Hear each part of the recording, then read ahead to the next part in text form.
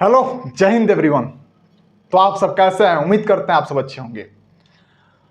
और पता होगा आपको भाई, आप सबके लिए एक छोटा सा प्रयास, जो English basic building block part 1 part 2 अपने ही चैनल पे अपलोड कर दिया गया है। किसी भी स्टूडेंट्स को इंग्लिश की बेसिक समझनी है तो आप मेरे ही चैनल, आपके अपने ही चैनल चंपारण वाला में एक बार विजिट कीजिए, देखिए, चीजों को समझिए। अच्छा लगे तो अपने मित्रों में, दोस्तों में, भाई बहन सब में शेयर कीजिए। तो आज लास्ट लेक्चर होगा बेसिक बिल्डिंग ब्लॉक पार्ट 3 का। उम्मीद करते हैं कि आज का भी लेक्चर आपको अच्छा लगेगा। तो आज हम समझेंगे सेंटेंस के टाइप के बारे में। सेंटेंस मेनली हम 6 टाइप को पढ़ेंगे। First type, second type, third type, fourth type, 5 and 6 type. इतना ही टाइप में आपको जितने भी अंग्रेजी में, इंग्लिश ग्रामर में सेंटेंसेस दिखने को मिलती है, उसे आपकी अंडरस्टैंडिंग बढ़ जाएगी, समझने का तरीका आ जाएगा। और ये नोट करके लिख लीजिए कि जितने भी स्टूडेंट जो 10th किए हों, 12th किए, कर रहे हों या करेंगे, या जो कॉम्पिटिटिव एग्जाम की तैयारी कर रहे हैं, छोटी छोटी चीजों में उलझे रहते हैं, उन सारे भाई बंधु के लिए आप सबका सहयोग कर दिया गया है। तब तक आज हम पढ़ेंगे लेट्स लर्न सेंटेंस पैटर्न, यानी पैटर्न 1 को फुलफिल करेंगे। हमने सब्जेक्ट पढ़ लिया है, वर्ब पढ़ लिया है। अब इसका स्ट्रक्चर हम समझते हैं, सब्जेक्ट प्लस वर्ब पर। जो सब्जेक्ट जो होता है वो सेंटेंस में हु का रिप्लाई देता है ना। अरे हाँ ना, सही ना बोल रहे हैं भाई? अरे गलती तो नहीं ना बोल रहे हैं? कहिएगा नहीं बोल रहा है भाई। जो सेंटेंस में हु का रिप्लाई दे तो क्या वो सब्जेक्ट होता है? हाँ, तब तक फिलहाल वही समझिए, सब्जेक्ट होता है। वर्ब का क्या काम होता है? एक्शन करना, काम करना। और जो वर्ब का इंपैक्ट जिस पे पड़ता है उसको हम तो कल ही बताए थे, ऑब्जेक्ट कहलाता है। और ऑब्जेक्ट में 3 प्रकार के, डायरेक्ट, इनडायरेक्ट और प्रीपोजिशनल ऑब्जेक्ट। जो व्हाट का रिप्लाई दे डायरेक्ट, जो हुम का रिप्लाई दे इनडायरेक्ट, और जो प्रीपोजिशन के साथ ऑब्जेक्ट हो। कैसे समझेंगे कि प्रीपोजिशन है? तो भाई ये बेसिक चीज आप तक तब तक समझ लीजिए ना कि प्रीपोजिशन के साथ ऑब्जेक्ट जो रहता है, जुड़ा रहता है, उसको प्रीपोजिशन ऑब्जेक्ट समझते हैं। Are you getting my point? Yes और नो? यस। तो देखिएगा, हमने पढ़ा कि हर्ष वेंट, हर्ष गया। तो यहां सब्जेक्ट का काम क्या कर रहा है? हर्ष कर रहा है। यहां सब्जेक्ट क्या है? हर्ष है। वेंट क्या है? वर्ब है। अब कहिएगा कि यहां दो दो चीज दिख रही है ना। तो जब दो चीज हो, सब सेंटेंस में जब 2 वर्ब आ जाए तो एक हेल्पिंग और एक मेन वर्ब। तो हेल्पिंग वर्ब ये हो गई और मेन वर्ब ये हो गई। ठीक है जी। अब वर्ब बेसिक और वर्ब एडवांस में चीजों को हम वर्णन करना है। तब तक आप चीजों को समझ लीजिए ना कि is, am, are, was, were, ये सारे चीजें दिखते हैं। ये कभी कभी हेल्पिंग वर्ब मेन वर्ब की तरह काम करते हैं। जैसे he is reading, he is a good boy. तो क्या ये मेन वर्ब जैसे काम नहीं कर रहे हैं? अभी कब हेल्पिंग वर्ब बन जाएंगे? जब इसका फूफे जी आ जाएंगे सेंटेंस में। जब इसके फूफा जी आ जाएंगे ना, ही इज या आई एम रीडिंग और नोवेल। तो इसके फूफा जी रीडिंग कर रहे हैं ना, किसको? तो नोवेल को कर रहे हैं। तो ये हेल्पिंग वर्ब, ये मेन वर्ब। अब दूसरा पैटर्न समझिएगा जरा, तो दिल थाम के देखिएगा क्या क्या है।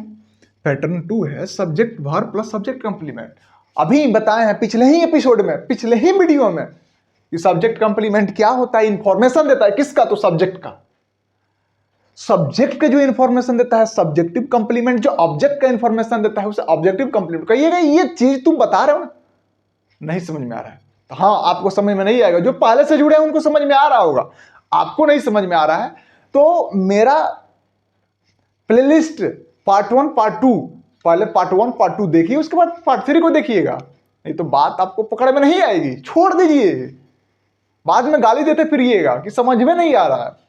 तो उससे बेहतर है पार्ट 1 पार्ट 2 देख लीजिए। सब्जेक्ट वर्ब सब्जेक्ट कंप्लीमेंट ये नेसेसरी यूनिट है, कई बार बोले, थक गया हूं बोलते बोलते कि सब्जेक्ट कंप्लीमेंट क्या होता है, नेसेसरी यूनिट होता है। अच्छा जी, अनामिका इज सिंगर, अनामिका एक गायिका है। अनामिका का इंपैक्ट किसके पर पड़ रहा है? सिंगर के। तो अनामिका इज अ सिंगर, यदि सिंगर को हटा दे तो सेंटेंस तो अधूरा बन जाएगा, इसीलिए हम बोल रहे हैं नेसेसरी यूनिट है ये, यदि नहीं रहेगा तो सेंटेंस अधूरा हो जाएगा। बात समझ में पकड़ आ रही है? हाँ, तो ये क्या हुआ? सिंगर हुआ। सी इज ब्यूटीफुल, ब्यूटीफुल बताइए तो रिमूव कर दिए, सी इज का कोई तो है नहीं है, ब्यूटीफुल लगाएंगे तो क्या हो जाएगी? वह सुंदर हो जाएगी। बात समझ में आई? हाँ, तो ये हो गई। अब देखिए तीसरे पैटर्न को हम लोग देखते हैं।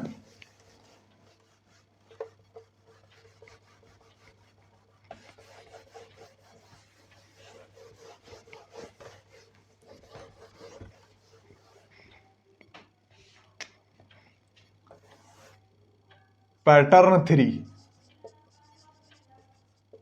Subject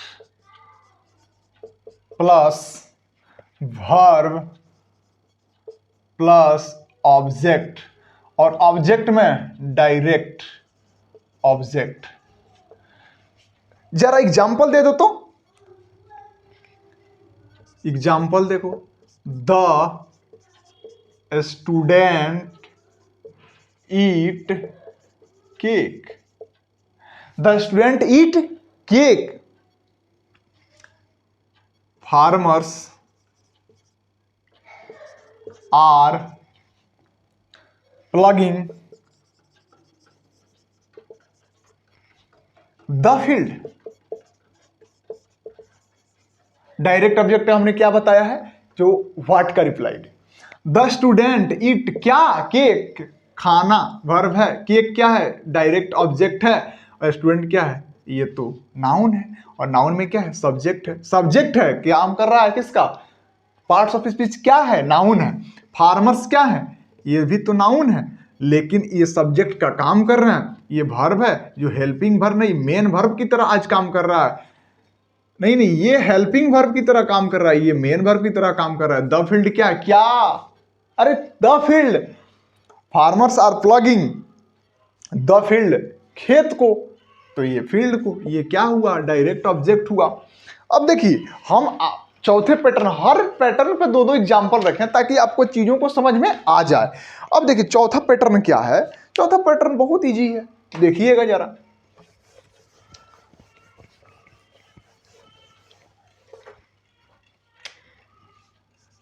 subject plus verb plus IO indirect object plus direct object. कहिएगा लिख रहे हो समझ में नहीं आ रहा है। ये पैटर्न 3 है, subject verb indirect object direct object. Direct object के पहले इनडायरेक्ट ऑब्जेक्ट का क्या मामला है भाई?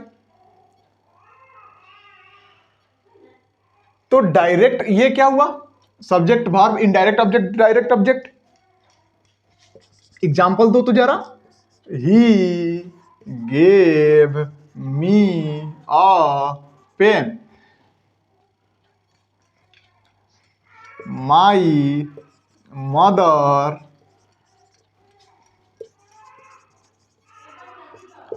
Bought me a necklace.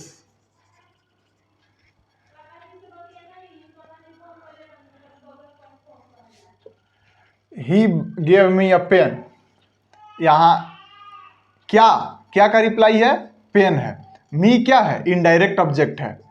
किसे? मुझे, वह मुझे पेन देता है।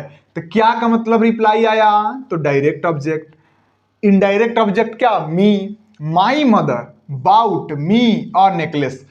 क्या ये आईडी है, ये क्या है डीओ है, ये क्या है वर्ब है, ये क्या है सब्जेक्ट है जो नाउन की तरह काम कर रहा है, ये सब्जेक्ट है जो प्रोनाउन की तरह काम कर रहा है। बात समझ में आई कि नहीं आई? अरे बात पची कि नहीं पची? पची। अब देखो चौथे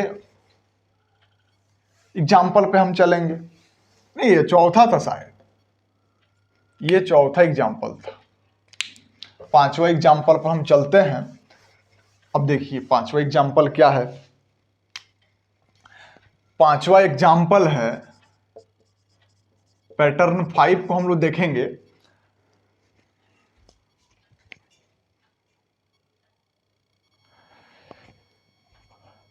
पैटर्न 5 को देखेंगे हम, subject plus verb plus direct object plus prepositional object. ये पैटर्न 5 हुआ, subject plus verb plus direct object plus prepositional object. I read English at Champaran वाला, I read English at Champaran वाला, ये प्रीपोजिशन के साथ जो ऑब्जेक्ट जुड़ा हुआ है इसको प्रीपोजिशनल ऑब्जेक्ट बोलते हैं। एट चंपारण वाला क्या हुआ? प्रीपोजिशनल ऑब्जेक्ट हुआ। प्रीपोजिशनल ऑब्जेक्ट फ्रेज जैसा काम कर रहा है, इसे फ्रेज भी कह सकते हैं। क्या इंग्लिश, तो ये क्या हुआ? डायरेक्ट ऑब्जेक्ट हुआ।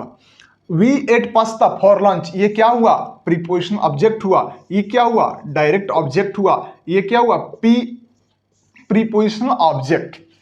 अब हम चलेंगे पैटर्न 6 पे, जो लास्ट और आखिरी होगा, subject plus verb plus preposition object. यानी यहां डायरेक्ट इनडायरेक्ट ऑब्जेक्ट की कोई सेंस नहीं है। आई रीड एट चंपारण वाला, ये आई क्या है? सब्जेक्ट है। रीड क्या है? वर्ब है। एट चंपारण वाला preposition plus prepositional object. He went to the college, he क्या? सब्जेक्ट है। और क्या सब प्रोनाउन की तरह काम करता है? ये क्या है? ऑब्जेक्ट है, वर्ब है, और ये सारे क्या है? प्रीपोजिशनल ऑब्जेक्ट हैं। तो अच्छा लगे तो लाइक शेयर और सब्सक्राइब करते रहिए। फिर मिलते हैं एक दूसरी वीडियो में। तब तक के लिए अपना ख्याल रखिए, अपनों का ख्याल रखिए, और थैंक यू एवरीवन।